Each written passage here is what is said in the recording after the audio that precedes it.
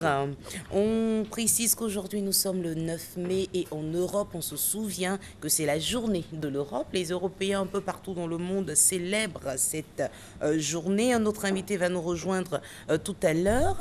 Mais j'ai juste envie de préciser que Monsieur Lorenzo Ballari est italien. Oui, Vous vivez en Côte d'Ivoire? oui, Depuis combien de temps? presque 4 ans. Quand même, comment vous trouvez ce beau pays qu'est la Côte d'Ivoire? Moi, je suis un voyageur, donc moi, je m'adapte à la situation. Donc, Vous vous très bien, adaptez et tout va bien. bien sûr.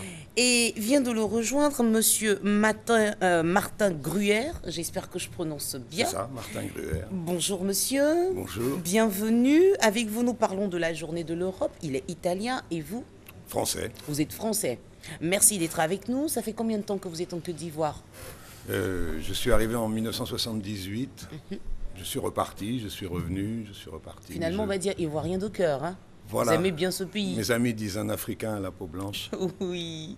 Ben écoutez, messieurs, bienvenue sur ce plateau. La journée de l'Europe, c'est aujourd'hui.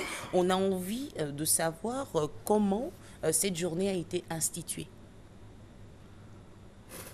Comment elle a été... C'est à moi que vous posez la Oui, question. c'est à vous. J'en sais rien comment elle a été instituée. Je sais pas si l'Europe elle-même existe encore, donc la journée de l'Europe... Oh, vous savez pas si l'Europe existe encore? Ça dépend de quelle Europe on parle. Parce que, regardez, c'est un pays où... Bon, monsieur et moi, nous parlons français parce qu'on est en Côte d'Ivoire et que la Côte d'Ivoire est francophone, mais si je devais parler italien, si je devais parler allemand, si je devais parler... Donc on a un problème en Europe, c'est qu'on a des langues très différentes. Hein. Donc c'est l'anglais, la langue du business qui prend un peu le dessus, et les hommes d'affaires qui font travailler les politiques pour nous faire une Europe de l'argent. D'accord. Ben, en fait, moi, j'ai fait quelques petites recherches concernant cette journée. Ça, c'est intéressant. Et puis, je vais essayer de vous lire mes recherches. Cette date a été choisie en souvenir de la déclaration du ministre des Affaires étrangères français Robert Schuman qui, à l'instigation de Jean Monnet, alors commissaire général au plan, proposa le 9 mai 1950 aux pays européens qui s'étaient combattus en 1914... de 1914 à 1918 de gérer en commun leurs ressources de charbon et d'acier dans une organisation ouverte aux autres pays d'Europe qui le souhaiteraient. Cette proposition, connue sous le nom de déclaration Schuman, est considérée comme l'acte de naissance de l'Union européenne. Donc on comprend tout de suite comment les choses ont débuté depuis 1950. Et puis ensuite, on nous parle d'une Europe unie. 6 pays répondent à l'appel écrit par le traité de Paris le 18 avril 1951. La communauté économique du charbon et de l'acier, CECA, l'Allemagne, la Belgique, la France, l'Italie, le Luxembourg et les Pays-Bas. Au cours du même Conseil européen, les pays de l'Union européenne se sont dotés d'autres symboles de leur unité, un drapeau à 12 étoiles et un hymne européen. Depuis lors, ont également vu le jour une monnaie unique européenne. On comprend donc l'origine de l'euro. Il parlait tout à l'heure de s'unir afin de pouvoir être fort sur le plan financier, et une devise unie dans la diversité. Donc les Européens aujourd'hui, pour ma part, je pense que vous vous mettez ensemble pour être un peu plus fort, n'est-ce pas? Ah, de toute façon, oui, bien sûr. Non, mais l'union des peuples européens est positive en ce sens que ça a sans doute tourné la page des guerres chez nous, c'est vrai. Donc, on ne peut que le constater. Maintenant, quelle Europe on construit sur le plan des rapports entre les peuples? Je ne sais pas si on travaille beaucoup là-dessus. On travaille beaucoup sur l'organisation industrielle. Bon, mais c'est par là qu'il faut commencer peut-être.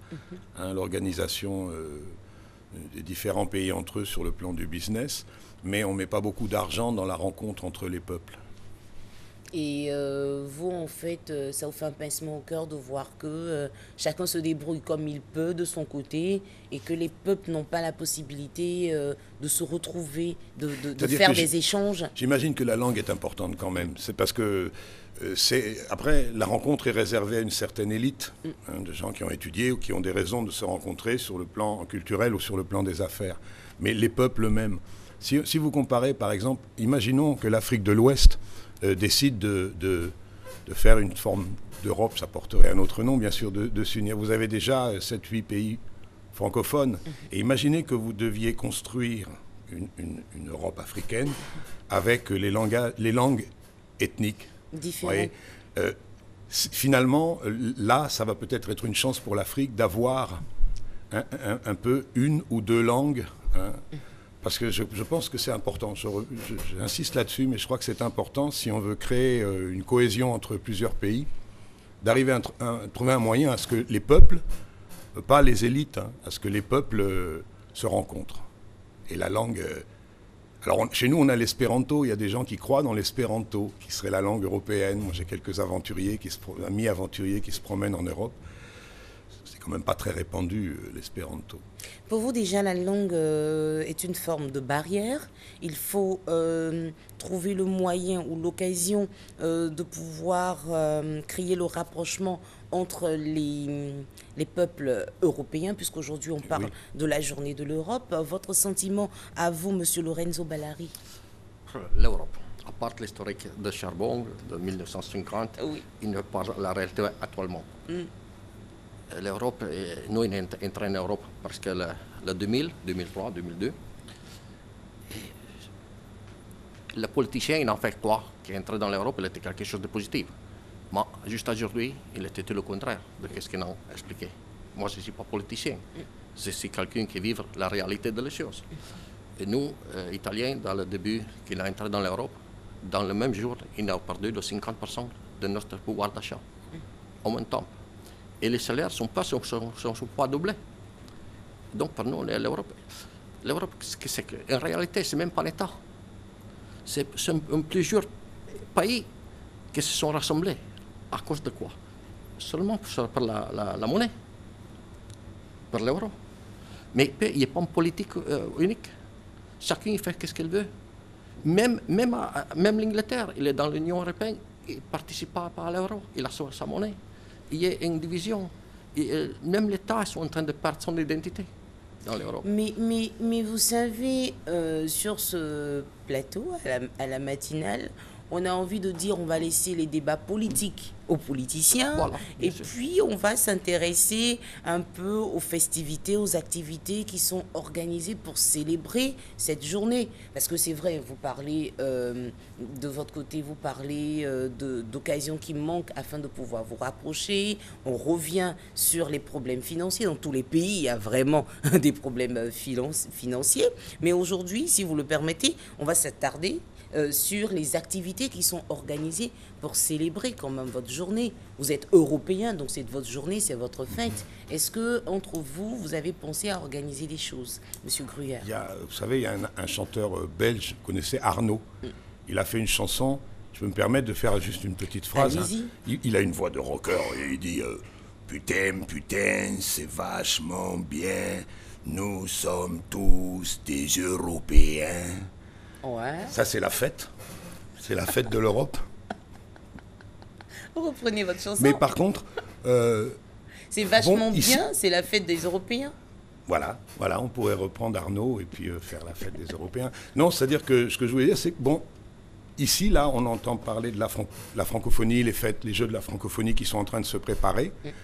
Alors, moi, j'ai une lacune. Je pense que je suis un peu un Européen, pas seulement expatrié, mais un peu déraciné, depuis 1978. Quand même. Donc, j'ai répondu avec plaisir à votre invitation, mais je ne suis peut-être pas un des plus qualifiés pour parler de l'Europe, là où elle en est aujourd'hui, vraiment, parce que je ne suis pas assez les choses. Et par exemple, là, vous me parlez des festivités autour de l'Europe. Si vous avez fait des recherches sur ce qui se fait, c'est intéressant parce que vous êtes au courant, vous, de ce qui se passe au niveau festif. C'est longtemps que je ne vis plus en Italie. D'accord. Mais nous, les étrangers, à la fête de l'Europe, ils ne participent pas. Mais dites-nous... Ça va nous ramener à la politique, si vous voulez. Non, mais je crois que les manifestations sont surtout un peu politiques. Oui, mais vous êtes en Côte d'Ivoire. Oui. D'accord. Est-ce que vous ne vous retrouvez pas en association, par exemple, où vous échangez entre vous? Est-ce que vous ne vous retrouvez pas? Parce que, je donne un exemple, quand on va en Europe, on a des associations, par exemple, des Ivoiriens, des Congolais, et puis après, il y a des festivités où tous les Africains se retrouvent parce qu'ils ne sont pas sur leur terre-mère, l'Afrique, se retrouvent à l'extérieur. Vous, C'est aussi votre cas. Vous n'êtes pas en Europe en ce moment. Est-ce que ici, il n'y a pas, par exemple, des associations, j'ai envie de dire, je donne un exemple, l'association des Italiens vivant en Côte d'Ivoire ou l'association des Français vivant en Côte d'Ivoire. Vous n'avez pas ces formes d'association? Vous le dites vous-même, il y a l'association des Français, l'association des Italiens, l'association des... Non, déjà, est-ce que ce genre d'association, vous êtes déjà dans ce genre d'association? Il en existe. Moi, je ne suis pas dedans, mais moi, je suis africain plus. Hein, mais bon, mais je sais qu'il en existe, oui. Il en existe des associations, mais ce ne sont pas justement des associations européennes. C'est un petit peu comme en France, par exemple, hein, ou en Italie, vous avez des associations ivoiriennes. Vous n'avez pas des associations d'Africains de l'Ouest. On marque une pause, si vous le permettez. Il est 7h31 sur RTI 1, c'est l'heure de la pub.